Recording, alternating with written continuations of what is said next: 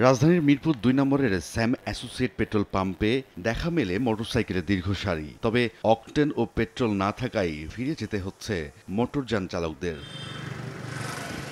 চালকদের কাছে জানতে চাইলে বলেন, অকটেন ও পেট্রোল দেয়া বন্ধ রেখেছে কর্তৃপক্ষ।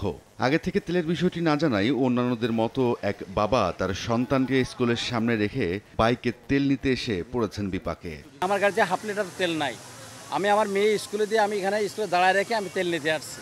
এখন এখানে বলতেছে তেল নাই। এখানে অকটেল পেট্রোল কিছুই পাওয়া যাচ্ছে না। আমি 2টা পাম্প খুঁজেছি, আপনার যে সাগুপ্তা এখানে একটা ছিল, আর আপনার এখানে একটা দেখেছি, এখানেও নাই। হয় পেট্রোল থাকে না, না হলে অকটেন থাকে না। যে কোনো একটা ভাই পেট্রোল শেষ হয়ে অকটেন নেন, এমন হয়। কিন্তু দুটোটাই তার একসাথে শেষ হয় না।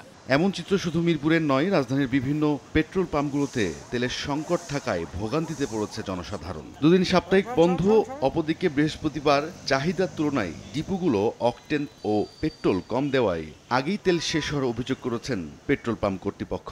আমার বৃহস্পতিবার লাগে 3 দিনের তেল 70,000 লিটার, সেখানে আমরা পাইছি 27,000 লিটার। গতকালকে 5টা পর্যন্ত চলছে, তারপরে বন্ধ। আমাদের যখন 13,500 লাগবে তখন 9,000 দিতেছে, বা আবার দিতেছে 13,500। মানে যতটুকু লাগবে ততটুকু দিচ্ছে না, একটু কম দিচ্ছে আর কি। হ্যাঁ, পাচ্ছি না, পাচ্ছি। তবে দুপুরের পর থেকে ডিপুগুলোতে তেল আসায় আবারও তেল দেওয়া শুরু করে পাম্পগুলো।